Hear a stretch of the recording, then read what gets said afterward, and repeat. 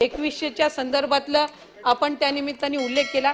राज्याचे मुख्यमंत्री देवेंद्रजी फडणवीस साहेबांनी येत्या अधिवेशनाच्या कालावधीमध्ये किंवा अर्थसंकल्पामध्ये आपण 2100 घोषित करू अशा पद्धतीचं कुठेही त्या ठिकाणी वक्तव्य हे केलेलं नाही। राज्याची संबंध एखादी योजना ज्या वेळेला आपण जाहीर करत असतो त्यावेळेला ती योजना जाहीर करत असताना इतर 100% देणार ना।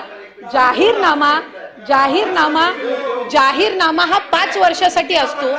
या अर्थसंकल्पामध्ये 2100 करणार अशा पद्धतीचं वक्तव्य हे कुठेही केलेलं नाही।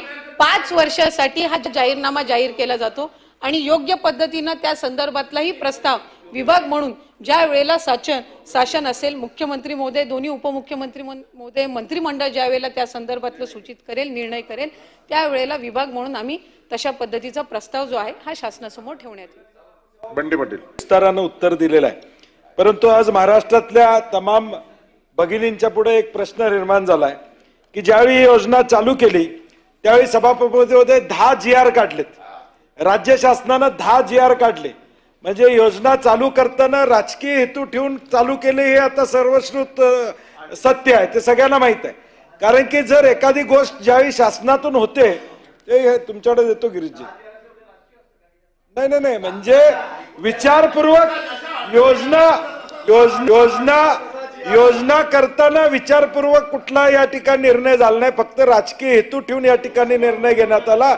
लोकसभेत जो फटका बसला, आशिषजी, लोकसभेत जो फटका बसला त्याचा उतारा म्हणून योजना काढली, बहिणींच्यावर प्रेम म्हणून योजना काढली नव्हती, हे सिद्ध झालेलं आहे।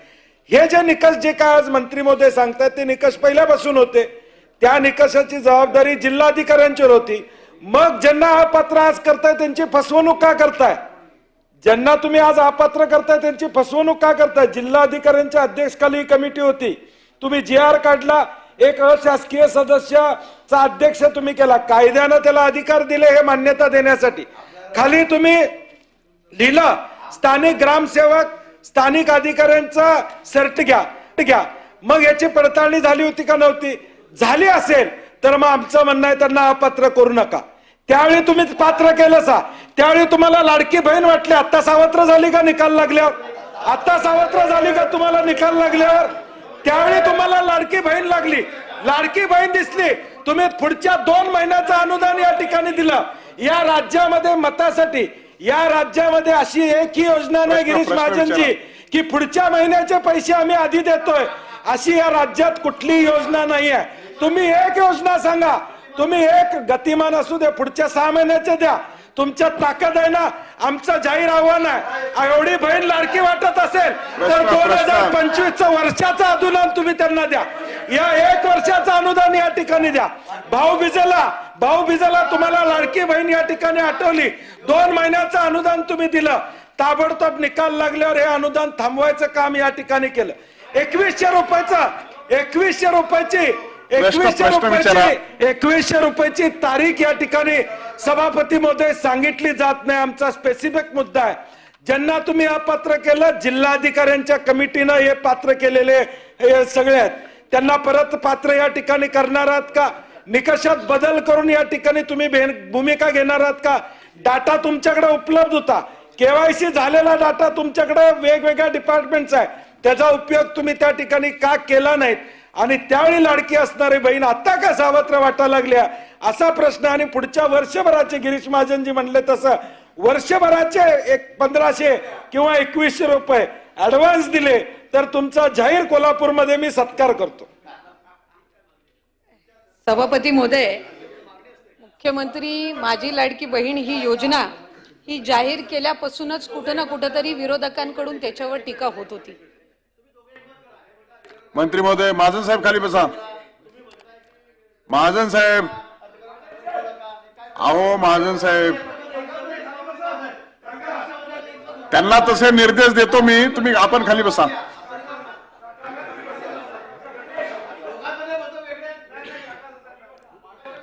मंत्री महोदय,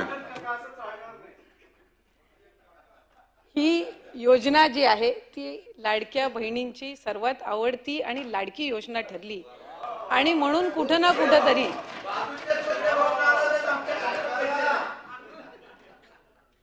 आणि त्यामुळे ज्या वेळेला अशा पद्धतीची योजना घोषित होते त्यावेळेला जवळपास 2.5 कोटीपेक्षा जास्ती महिला या आपण लाभार्थी म्हणून या योजनेसाठी येतील, हे रजिस्ट्रेशन होईल, ही साधारणपणे सुमारे ही विभागाकडे त्या ठिकाणी प्राप्त होती. सन्मान्य सदस्य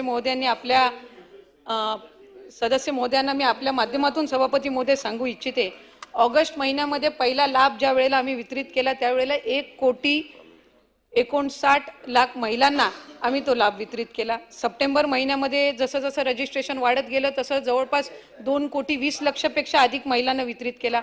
ऑक्टोबर महिन्यामध्ये 2,33,00,000 इतक्या महिलांना आपण लाभ वितरित केला आणि नोव्हेंबरमध्ये निवडणुका झाल्यानंतर डिसेंबर महिन्यामध्ये 2,45,00,000 महिलांना आपण लाभ वितरित केला.